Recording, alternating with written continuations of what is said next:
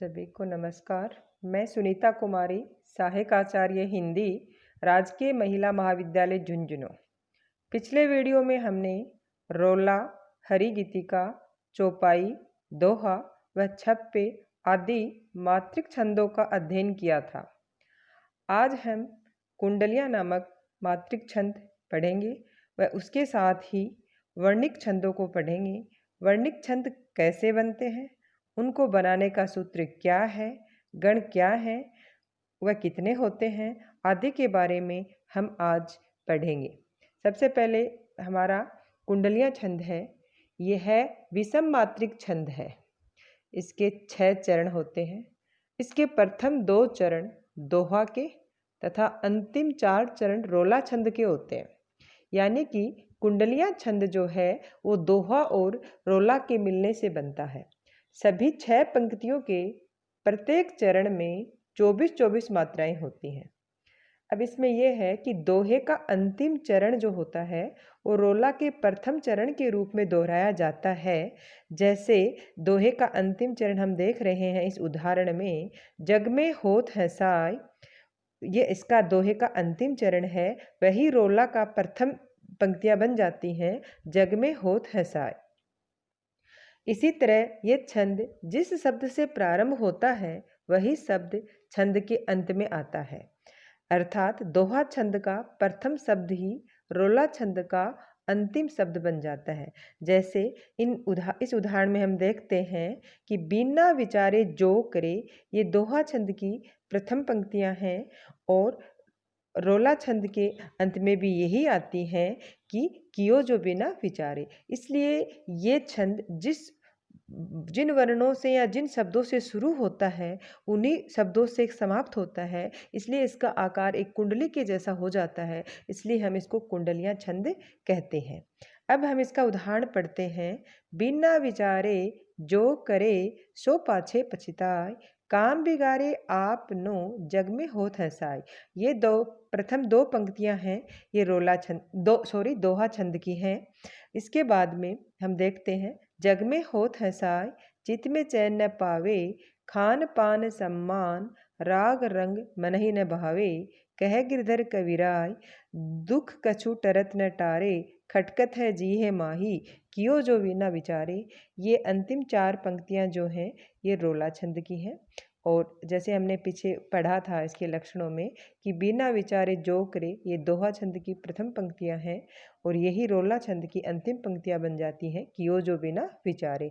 एक इसके हमने ये पढ़ा था उदाहरण में, लक्षणों में, कि दोहा छंद जिन पंक्तियों से खत्म होता है, समाप्त होता है, उसी से रोला छंद शुरू होता है। जैसे जग में होत हंसाए से ये यहाँ दोहा छंद समाप्त होता है और जग में होत हंसाए से रोला छंद शुरू होता है।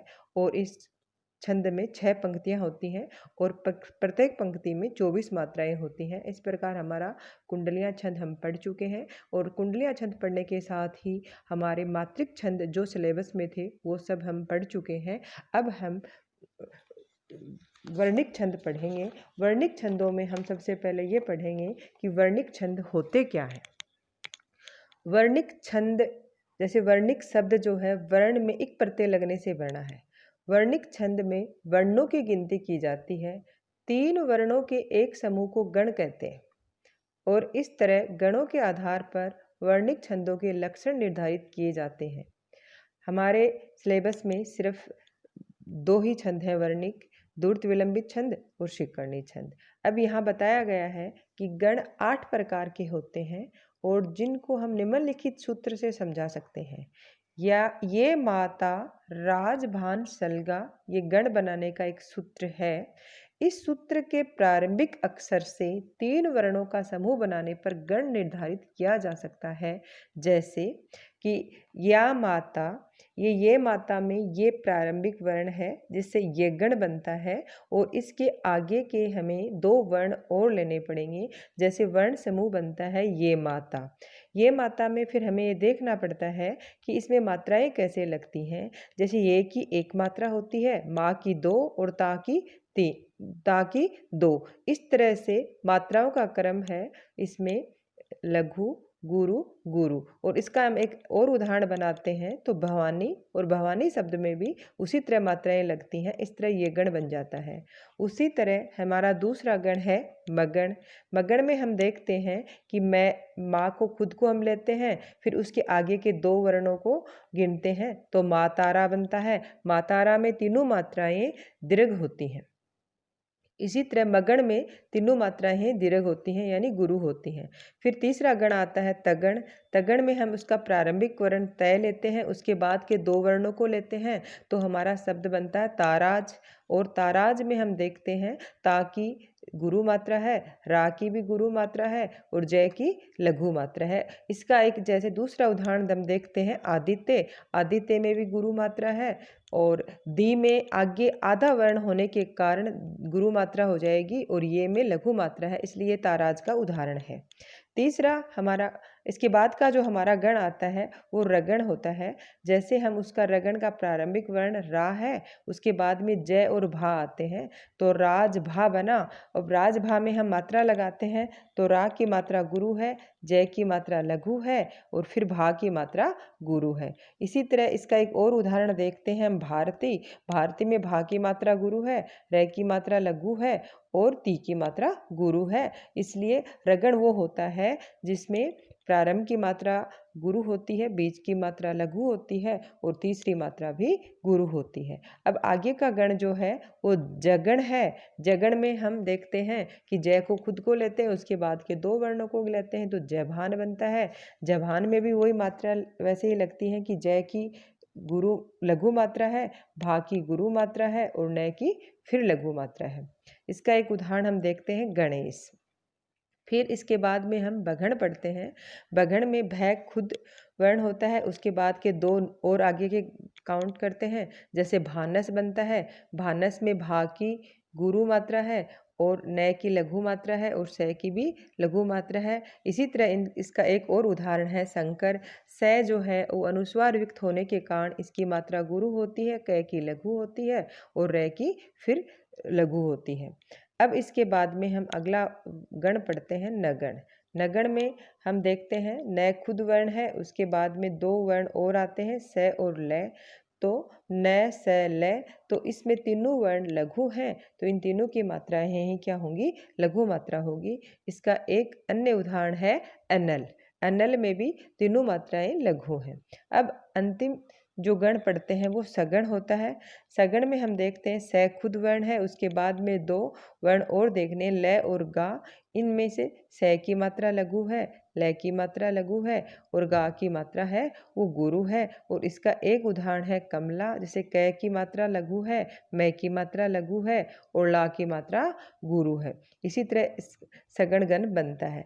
अंत में हम इस सूत्र में देखते हैं कि 8 गण बन गए हैं। उसके बाद में लय और गा दो वर्ण बचते हैं तो लय का मतलब होता है लघु मात्रा और गा का मतलब होता है गुरु मात्रा। यानी उक्त सूत्र में अंत में दो वर्ण लय यानी लघु मात्रा और गा यानी गुरु मात्रा शेष रहते हैं।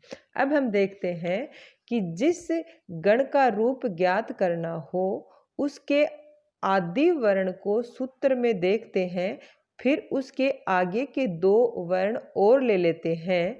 तीनों को मिलाने से जो शब्द या रूप बनेगा वही उस गण का रूप होगा। उदाहरण के लिए ये गण का रूप ज्ञात करना है तो ये को और उसके आगे के दो वर्णों को अर्थात माँ और ता को मिलाने से ये माता हुआ तो ये गण का रूप हुआ।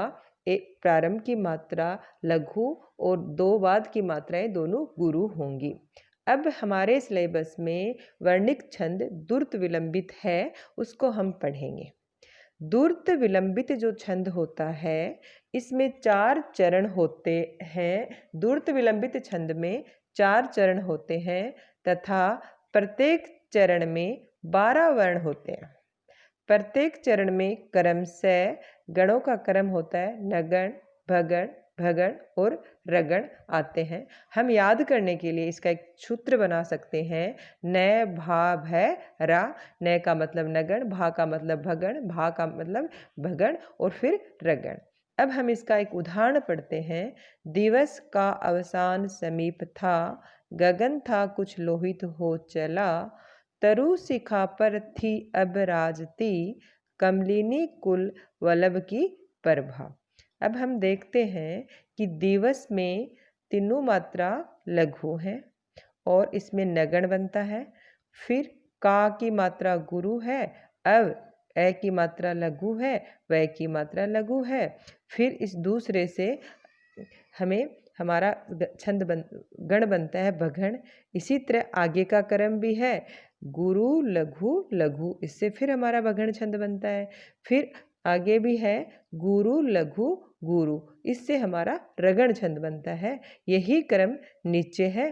गगन में नगण छंद है, था कुछ में भगण छंद है, गण है, और लोहित में भगण है, और हो चला में भी रगण है। इस तरह हम गण बना लेते हैं और इन गणों के क्रम से हमें पता चल जाता है कि ये हमारा कौन सा छंद है, कि यानी इसमें पहले नगण बन रहा है, फिर वगण बन रहा है, फिर दोबारा भगण बन रहा है, फिर हम रगण बन रहा है। तो ये चारों गणों का क्रम हम देख लेते हैं तो हमें पता चल जाता है कि इसमें द्रुत विलंबित छंद है। जैसे नगण भगण भगण और रगण जिस छंद में गणों का क्रम होता है वो द्रुत विलंबित छंद होता है।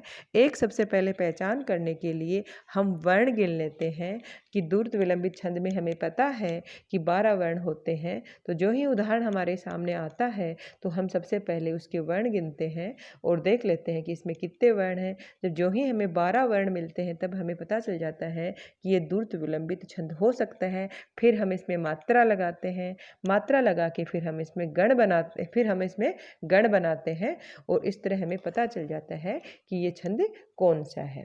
अब हमारे सिलेबस में दूसरा वर्णिक छंद है शिखरणी।